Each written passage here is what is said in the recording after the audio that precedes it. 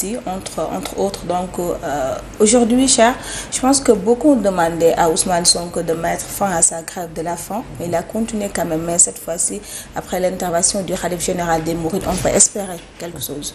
Oui, on peut quand même espérer que Ousmane Sonko arrête sa grève de la faim. Parce que, comme on l'a dit plusieurs fois ici, on peut communiquer, on peut revendiquer d'une autre manière beaucoup plus pesante que de faire une grève de la faim, sachant après les retombées de ce que ça peut quand même faire par rapport à la santé de Ousmane Sonko. Heureusement que le khalife général des Mourides, Serigne Mountakha Mbacké, a compris l'essence et a compris cette situation que Ousmane Sonko est en train de vivre, et nous pensons tous et nous l'espérons, nous espérons que Ousmane Sonko répondra à cet appel du khalife général des Mourides, Serigne Mountakha, et arrêtera la grève de la faim, parce que c'est pas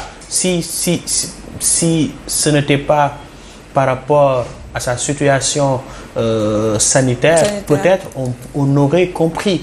Mais là, il y va de sa vie, et après, il faudra quand même, parce que quand même, Serigne Mountakha, comme qu'on le dise, qu'on le sache et qu'on le dise, est une personnalité que tous les Sénégalais estiment. Et je pense que Sonko doit en faire de même et répondre à l'appel de Serigne Mountakha. Maintenant, l'autre question va après peut-être se tourner vers la demande de l'opposition, à savoir de libérer Ousmane Sonko. Maintenant, il faut, sur ce point aussi, cher, il faut noter que Serigne Mountakha exige après, selon des informations qu'on a reçues, la libération d'Ousmane Sonko. Mais si on se rappelle, à l'époque, Sidi Mokhtar avait demandé à Macky de libérer Karim Wade 3 fois, mais sans suite. Alors, est-ce qu'on peut attendre à ce que, bien sûr, Macky libère Ousmane Sonko après la demande du khalife général des Mourides? Vous savez, Tchana, il faut encore le rappeler, Ousmane Sonko a été il y a une décision de justice qui a mis en cause Ousmane Sonko. Et on parle tout le temps de liberté des pouvoirs. Et je pense que oui, effectivement, que peut-être le président Macky Sall peut influencer par rapport à certaines décisions, parce que quand même il fait partie de l'exécutif, et le pouvoir judiciaire est directement rattaché au pouvoir exécutif par rapport à leur tutelle. C'est vrai qu'il y a, avec le cas Karim Wade, à l'époque, feu Serigne Sidi Mokhtar Mbacké qui avait demandé à plusieurs reprises la libération de Karim Wade, mais quand même qui était à peu près tombé sans résultat.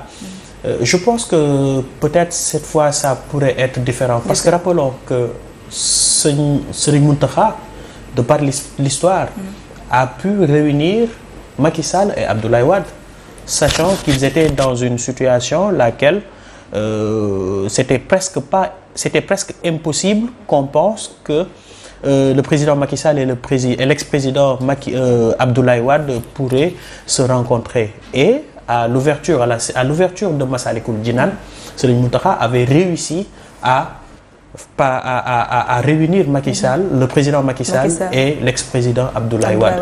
Et ils se sont rencontrés et se sont parlé, et grâce à Serigne Mountakha, il y a eu issue de sortie par rapport à la situation qui prévalait. Nous savons tous que le président Macky Sall, ou la personne de Macky Sall, est comme Birahim le dit très souvent,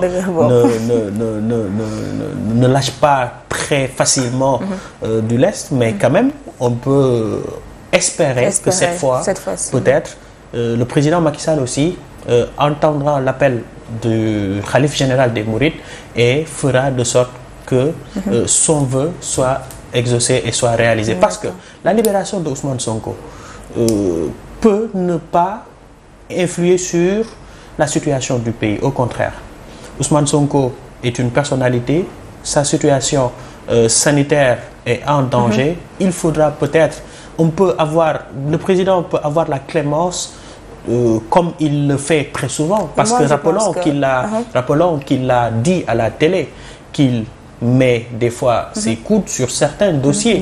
Donc je pense que si toutefois, parce que je ne sais pas si c'est vrai ou pas, après c'est des informations qui circulent effectivement, voilà, mais s'il s'avère que Serigne Mountakha ait demandé à Macky Sall de libérer Ousmane Sonko, je pense qu'il le ferait et qu'il pourrait le faire, parce que la communauté mouride estime le président Macky Sall et même l'appelle fils, parce qu'il est fils de la communauté mouride, par rapport à tout ce qu'il a eu à faire pour la communauté mouride. Et je pense que si toutefois l'information s'avère vraie, peut-être ça ne tombera pas sur l'oreille d'un sourd. Merci Cheikh de préciser. C'est des informations qu'on a reçues, en tout cas, comme quoi que le khalife général des Mourides exige à Macky Sall, bien sûr, de libérer Ousmane Sonko, leader du parti PASTEF ou ex-parti PASTEF. En tout cas, juridiquement, Cheikh, moi je ne pense pas que Ousmane Sonko sera libéré facilement, mais peut-être après... C'est ça, voilà, il y a une décision de justice. On ne peut pas... On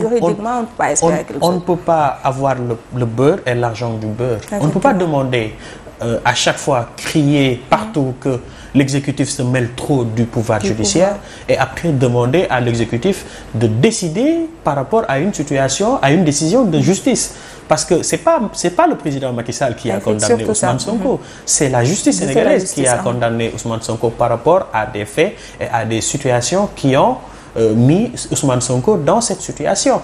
Mais non, le président peut avoir une influence, c'est possible, on l'a vu. Il y a eu beaucoup de dossiers sur lesquels le président a influé par rapport à cela jusqu'à ce qu'il y ait issue de sortie.